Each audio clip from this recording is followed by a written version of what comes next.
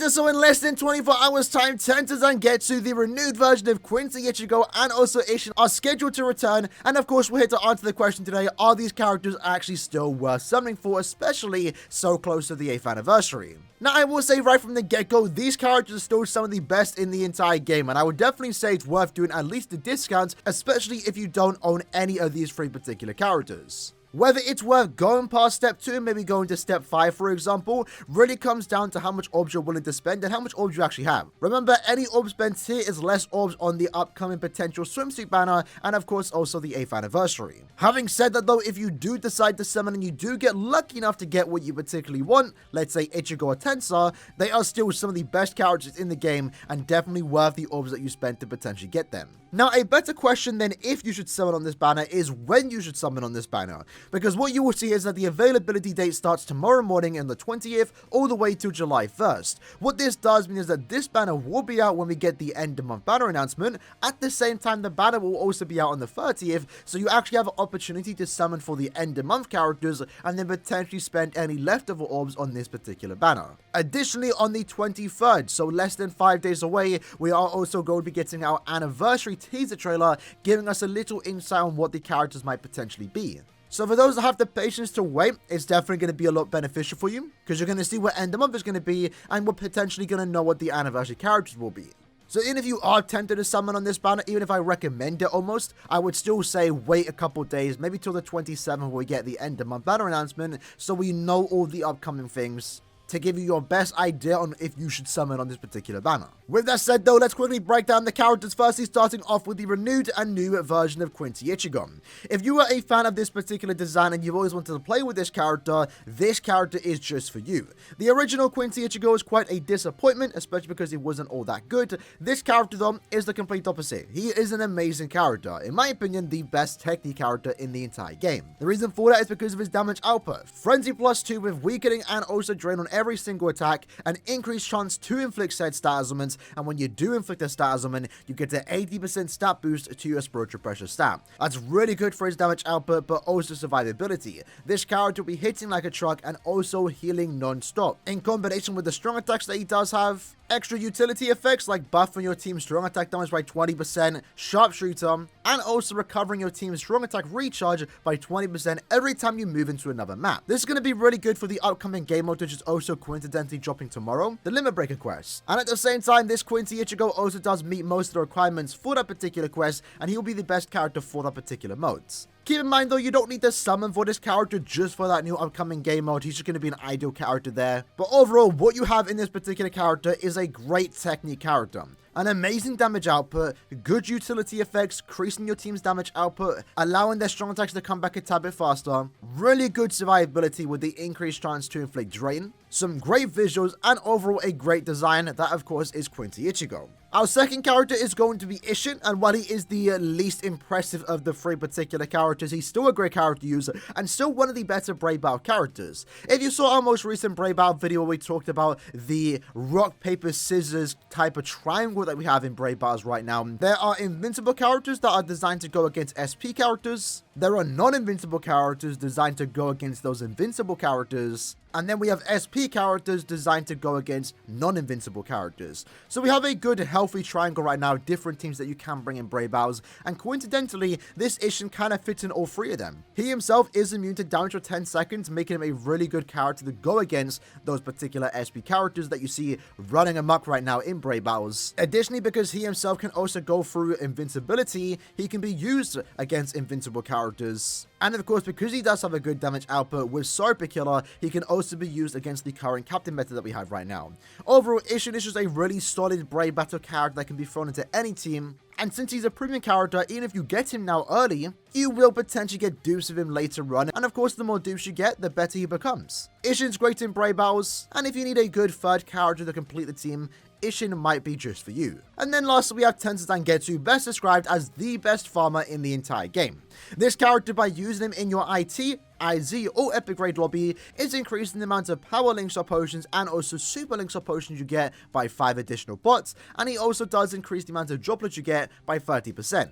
This makes him great in Inheritance Trials, Inheritance Zone, and of course also Epic Raids. But to go alongside that extra farming potential, he also does have a really high damage output with Frenzy +1 and also 100% more damage to enemies not afflicted by an ailment. That in combination with the fact that he has hit hidden enemies and also pierce iron skin, this character is the best farmer when it comes to inheritance trials, as he does get through that potential annoying mechanic that is iron skin. Usually when it comes to inheritance trials, you have to use characters with killer, but when it comes to Tengu, it really doesn't matter for him. This character is doing equal amounts of damage when compared to someone like 1000 Year Blood with Ichigo, but has the farming effect and utility that 1000 Year Blood with Uryu has. If there's one speed character to have in your entire account, it has to be Tensa Zangetsu. He's an amazing farmer, and also just a really cool looking character too. Tensa hasn't had the best set of characters over the last couple or so years, but this character really does do him justice. Super fun to play with the strong attacks that he does have, and he has some really cool visuals to back it too. And that's essentially the main 3 banner characters. Again, the main reason why you would be summoning, and while again these characters are premium and can be obtainable from summon tickets,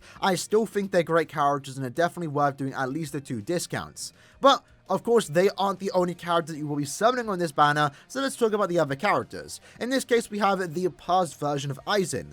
A really good character for mid-month standards, unfortunately held back by the fact that he doesn't really have the greatest kill on, that being Squad 0. But in his case, he has a good strong attack kit, minus the fact that he wasn't given Havoc plus 20%, but a really high damage output. With Frenzy +1, a 40% Berserker, 20% more damage when you are at full stamina, and an additional 40% more strong attack damage when you're at full stamina, and an additional 80% snap boost to your spiritual pressure stat when you do inflict a stat element, this character can hit ridiculously hard.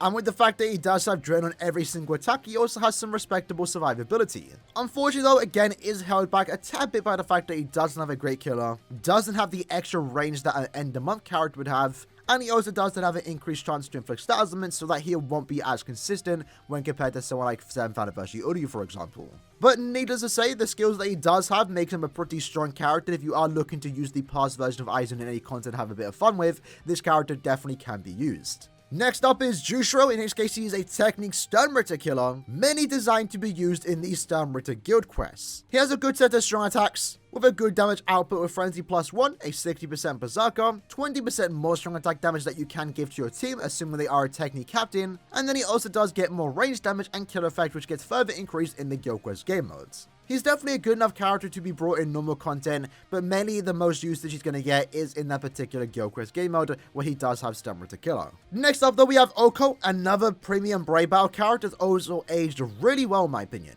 In his case, he's a Technique Storyboard with the Captain Killer effect, so those that he has killer against, those being captains, rarely have killer against him. Additionally, the way this character was designed is that whenever he takes damage, the enemies will be taking damage back.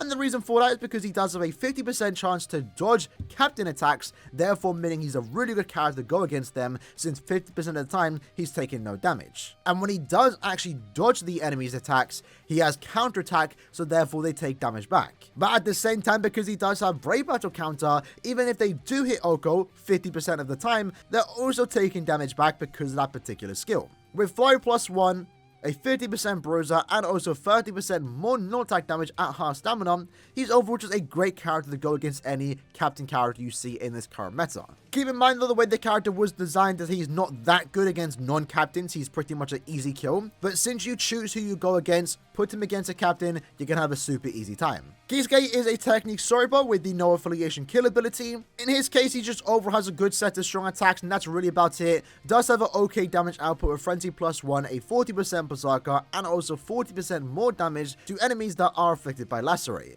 He has long stride, so he has some fun mobility, fun gameplay, and the character itself does get better in arena content since he does pick up a set of additional skills. Definitely a character you can use, but you might not really get much use of him outside of basically arena and also Senkamon. Very similar, Okura is a Technique Ranker Espada with the Cyber Killer effect, and once more a good enough character to be used in normal content. He has good strong attacks, decent damage output with Frenzy +1, and also a 40% Berserker. Can see some usage in a Brave Battle since he does have Pierce Barrier with the Cyber Killer effect, and 50% of the time he does take damage from a Soripa, he's taking no damage. But this character ultimately is an arena character and does get better in that mode, picking up Frenzy +2, Long Stride, and also an additional special move. If we want to have the most fun with this character, it is going to be in arena. Then we have the Fierce Battle Yoruichi, a speed sniper character with the Espada killer effects. In her case, really doesn't have much going for her. Very rarely will you use her outside of guild quests, but she is a 20% DR soul trait, so she is a pretty good link, and she's also mainly going to be used in the Espada guild quest if you do need a good non-attack damage side character. She has a plant SA2 Vortex that can help you out some crowd control, but definitely will be quickly replaceable with any new relevant Espada killer, for example. And that's essentially the banner in a nutshell. Again, the three main characters, Quincy Ichigo, Ishin, and also Tengu, are some of the best characters in the entire game, and the main reason why you would be summoning for them. I think they're definitely worth doing at least the discounts. I myself, for example, will be doing step 1 and 2 just to test my luck and try and get Tengu or Ichigo. Because even though it's true I will potentially get them in the future, they are premium, I want to get dupes to them. They're some of the best characters in the entire game. Other than that though, the 3 other top characters that have been Ishin, Oko, and also Jusho are still some solid characters. I myself not owning Jusho and also Ishin, so I wouldn't mind picking them up on this particular banner. As for the bottom 3 characters, that being Kage, Okura, and also Yoruichi, they're definitely not bad characters, but definitely not someone you're really going to use in most content, and might just collect dust on your account unless you're a massive fan of these particular characters. Overall, it's a pretty decent banner, nothing super crazy.